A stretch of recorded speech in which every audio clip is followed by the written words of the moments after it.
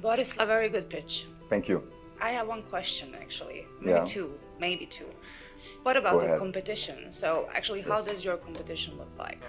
Well, we have lots of indirect competitors. In fact, we are the only provider for end-to-end intelligent document processing in customs. And what does this mean?